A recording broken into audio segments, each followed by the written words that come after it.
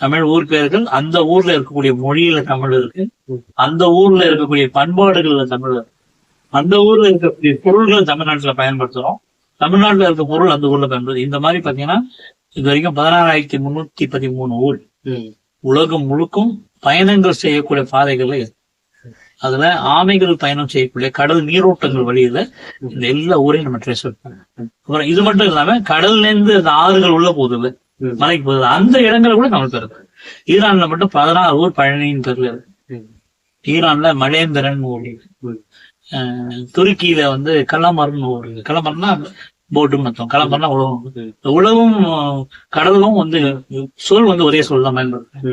கடல்லையும் வெள்ளத்தில் எப்படி இருக்குன்னு கேட்பான், கடல் அறுவடை நல்லா வச்சான்னு கேட்பான். இந்த மாதிரி காமன் வேர்ட்ஸ் வந்து கடவுளையும் வந்து தமிழையும் இருந்தது. உழவு கடவுளை தொழில இருந்தது.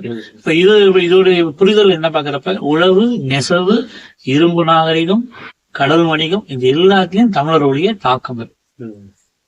உலகத்தில் மிக முக்கியமான மொழிகள் 2000 வருஷம் முன்னாடி இந்த மொழி மிக முக்கியமான 6 மொழியில் ஒரு மொழியா இருந்திருக்கு. இப்ப திராவிடன் சொன்னதால நமக்கு புரியாம போயிடுச்சு, தமிழ்னு சொல்லியிருந்தா புரிஞ்சிருக்கும். இப்ப பாத்தீங்கன்னா உலகத்துடைய முதல் கடவுள் வழி மொழி தமிழ் மொழி என்பது என்னோட ஆய்வுல நிரூபணம். இது முக்கியம்.